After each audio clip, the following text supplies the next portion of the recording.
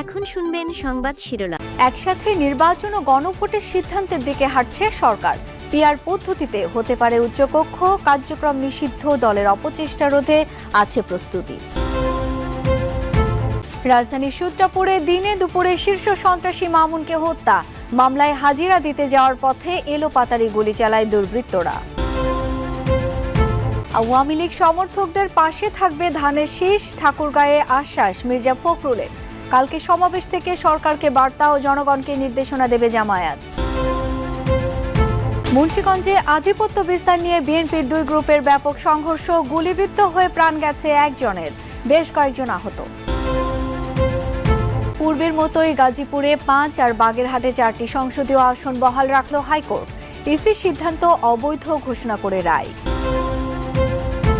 জাতীয় দলের ক্যাম্পে যোগ দিতে দেশে এসেছেন হামজা চৌধুরী। কাল আসবেন সমিত। 18 নভেম্বর ভারত ম্যাচের টিকিট শেষ হয়ে গেল মাত্র 4 মিনিটে। আসসালামু আলাইকুম। এতক্ষণ দেখছিলেন সংবাদ শিরোনাম, এখন দেখবেন বিস্তারিত। একই দিনে জাতীয় নির্বাচন ও গণভোট আয়োজনের সিদ্ধান্ত জানাতে পারে অন্তর্বর্তী সরকার। সংসদের উচ্চকক্ষ পিআর পদ্ধতিতে গঠনের বিষয়টিও এক্ষেত্রে আছে আলোচনায়।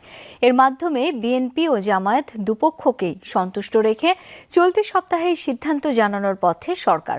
তবে পরিবেশ উপদেষ্টা সৈয়দা রিজওয়ানা হাসান এই নিয়ে এখনই মন্তব্য করতে চান না। জানিয়েছেন, জনপ্রত্যাশা ও রাজনৈতিক দলগুলোর ভাবনা বিবেচনায় নিয়ে দ্রুতই স্পষ্ট করা হবে সরকারের অবস্থান। তিনি বলেন, নির্বাচন ও বিচার ঘিরে কার্যক্রম নিষিদ্ধ আওয়ামী লীগ নানাভাবে জল ঘোলা করার চেষ্টা করছে। অস্থিতিশীলতা সৃষ্টি করতে চাইলে ব্যবস্থা নেবে সরকার।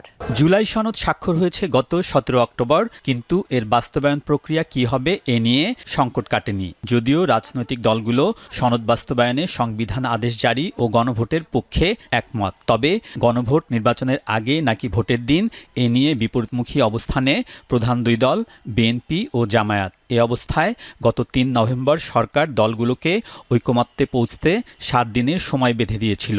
এক সপ্তাহের মধ্যে সরকারকে ঐক্যবদ্ধ দিক নির্দেশনা প্রদান করার আহ্বান জানানো হয়। আমরা দায়িত্ব পালন করি টুয়ার্ডস আ ওয়াইডার কনস্টিটিউয়েন্সি। আমরা তো শুধু আপনার প্রতি আমাদের দায়িত্ব পালন করি না, বা ওনার প্রতি আমাদের দায়িত্ব পালন করি না, জনগণের প্রত্যাশাও তো আমাদের কাছে কিছু আছে। সেগুলো বিবেচনায় নিয়ে, রাজনৈতিক দলগুলোর ভাবনা বিবেচনায় নিয়ে সরকার যেটা ভালো মনে করে সরকার সেই সিদ্ধান্ত নেবে। আপনি একরকম শুনেছেন, আরেকজন আরেক রকম শুনেছি। সরকার একসাথে বসে সামষ্টিকভাবে এই সিদ্ধান্তটা নেবে। রাজধানীর পুরান ঢাকায় দিনে দুপুরে একটি হাসপাতালের সামনে এক ব্যক্তিকে হত্যা করেছে দুর্বৃত্তরা। গুলি ছুড়ে মৃত্যু নিশ্চিত করার পর মুখ ঢাকা অস্ত্রধারীরা পালিয়ে যায়। পুরো ঘটনাটি ধরা পড়েছে সিসি ক্যামেরার ফুটেজে। পুলিশ জানিয়েছে, নিহত ওই ব্যক্তি শীর্ষ সন্ত্রাসী মামুন। মামলার হাজিরা দিতে গিয়েছিলেন তিনি। সকাল 11টা ছুঁই পুরান ঢাকার ন্যাশনাল মেডিকেল হাসপাতালের সিসিটিভি ফুটেজে স্পষ্ট মামুন নামের এক ব্যক্তিকে ধাওয়া করে গুলি ছুটছে দুই ব্যক্তি। ঘটনাটি ঘটে 3 থেকে 4 সেকেন্ডের মধ্যে। ফুটেজের পরবর্তী অংশে দেখা যাচ্ছে কিলিং মিশন শেষে দ্রুতই পালিয়ে যাচ্ছে অস্ত্রধারী দুর্বৃত্তরা। এই ঘটনায় আতঙ্ক ছড়িয়ে পড়ে হাসপাতাল এলাকায়। পুলিশ ও প্রত্যক্ষদর্শীদের বক্তব্যে উঠে আসে সে সময়ের বিস্তারিত। পরিবার বলছে, সকালে একটি মামলায় আদালতে হাজিরা দেওয়ার কথা ছিল মামুনের। শব্দ পেয়ে আমরা এখানে আসতে আসতে দেখলাম যে লোকটা পড়ে আছে। পড়ার পরে ওনাকে আমরা হসপিটালের কর্তৃপক্ষকে বললাম যে একটু ইমার্জেন্সি আপনি তারে হসপিটালাইজ করার ব্যবস্থা করেন। উনি এখানে আসছে ভাইয়া পড়ে হাজিরা দেওয়ার জন্য। ধর্ম ব্যবহার করে একটি চক্র ভেদাভেদ তৈরি করছে, চেষ্টা করছে নির্বাচন বানচালের, এমন মন্তব্য করেছেন বিএনপি মহাসচিব মির্জা ফখরুল ইসলাম আলমগীর। ঠাকুরগাঁয়ে এক মতবিনিময় সভায় এই মন্তব্য করেন তিনি। বলেন, আওয়ামী লীগের মূল কাণ্ডারি ভারতে পালিয়ে যাওয়ায় অসহায় হয়ে পড়েছেন নৌকার সমর্থকরা। তাদের হতাশ না হওয়ার আহ্বান জানিয়ে মির্জা ফখরুল বলেন, ধানের শীষ আপনাদের পাশে আছে। ঠাকুরগাঁয়ে নিজ নির্বাচনী এলাকায় সফরের দ্বিতীয় দিনে বড়দেশ্বরীতে স্থানীয়দের সাথে মতবিনিময় সভায় অংশ নেন বিএনপি মহাসচিব মির্জা ফখরুল ইসলাম আলমগীর। সংকট সমাধানে বিএনপি ডাকলে একসাথে বসবে জামায়াত। আলোচনার মাধ্যমে সমাধানে বিএনপি ইতিবাচক সাড়া দেবে বলেও আশাবাদ ব্যক্ত করেছে হচ্ছেন জামায়াতের সহকারী সেক্রেটারি জেনারেল হামিদুর রহমান আজাদ। বিকেলে পুরনো পল্টনে জুলাই জাতীয় সনদ বাস্তবায়ন আদেশ জারি ও গণভোট আয়োজন সহ 5 দফা বাস্তবায়নের দাবিতে আন্দোলনরত ইসলামী দলগুলোর যৌথ বৈঠক শেষে কথা জানান তিনি। এ সময় আজাদ জানান, আগামীকাল জামায়াতের সমাবেশ থেকে দেশ ও জাতি একটি নির্দেশনা পাবে, সেই সাথে সরকারকেও একটি বার্তা দেয়া হবে। দাবি আদায় না হলে সারা দেশে আন্দোলনের হুঁশিয়ারি দেন তিনি।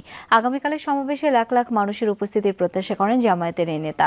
পল্টন মোড়ে দুপুর 2টা থেকে বিকেল 4টা পর্যন্ত চলবে সমাবেশ। জনদুর্ভোগ কিছুটা কমিয়ে আনার লক্ষ্যেই এই সময় নির্ধারণ বলে জানিয়েছেন জামায়াতের সহকারী সেক্রেটারি জেনারেল। বাংলাদেশে নেমেই নেপাল ভারতকে হারানোর ব্যাপারে আশাবাদ জানালেন হামজা চৌধুরী। ফ্লাইট মিস করায় 5 ঘন্টা দেরিতে নামেন পোস্টার বয়। মঙ্গলবার দলের সঙ্গে করবেন প্রথম অনুশীলন। এদিকে টিকিট বিক্রিতে রেকর্ড গড়ল বাফুফে। 18 নভেম্বর বাংলাদেশ ভারত ম্যাচে সাধারণ গ্যালারির 18,000 টিকিট মাত্র 4 মিনিটেই সোল্ড আউট। নেপাল ও ভারত ম্যাচকে সামনে রেখে অবশেষে আসলেন বাংলাদেশের পোস্টার বয়। সোমবার বিকেল 5:12 নামে তাকে বহনকারী বিমান। বেলা 12টায় আসার কথা থাকলেও ট্রাফিক জ্যামে পড়ে ফ্লাইট মিস করায় 5 ঘন্টা পর বাংলাদেশে আসলেন হামজা। এয়ারপোর্ট থেকে সোজা গন্তব্য টিম হোটেলে। মঙ্গলবার দলের সঙ্গে করবেন প্রথম অনুশীলন। বাংলাদেশের টিকিট বিক্রির ইতিহাসে রেকর্ড তো বটেই, এশিয়াতে এমন নজির আছে কিনা খুঁজতে হবে। 4 মিনিটেই ভারত ম্যাচের সাধারণ গ্যালারির 18,000 টিকিট সোল্ড আউট। আধিপত্যের বিস্তার নিয়ে মুন্সিগঞ্জে বিএনপির 2 গ্রুপের সংঘর্ষে গুলিবিদ্ধ হয়ে একজনের মৃত্যু হয়েছে, আহত হয়েছে বেশ কয়েকজন। সংঘর্ষে বহু ককটেল বিস্ফোরণ হয়। দলবদ্ধ হয়ে অস্ত্রের মহড়াও দেয় 2 পক্ষ।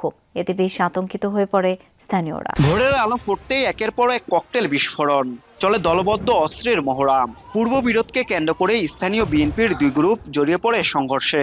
উত্তপ্ত হয়ে ওঠে মুন্সিগঞ্জের মোল্লাকান্দি এলাকা। স্থানীয়রা জানায়, এলাকার আধিপত্য নিয়ে জেলা বিএনপির আহ্বায়ক সদস্য আতাউর রহমান মল্লিক ও ইউনিয়ন বিএনপির সাবেক সহসভাপতি আওলাদ হোসেন গ্রুপের দীর্ঘদিন ধরে চলছিল বিরোধ। এরই জেরে আবারও সংঘর্ষে জড়ায় 2 পক্ষ। সংঘর্ষে গুলিবিদ্ধ হয় আরিফ ও ইমরান নামের 2 জন। পরে জেনারেল হাসপাতালে নেওয়া হলে আওলাদ গ্রুপের আরিফ মিরকে মৃত ঘোষণা করে চিকিৎসক। আব্বু সকালবেলা গেছে, যাওয়ার পরে মুখ চোপা ধুইছে, তো বাথরুমে তাইছে, পরে হেরে উনতে গুলি করছে।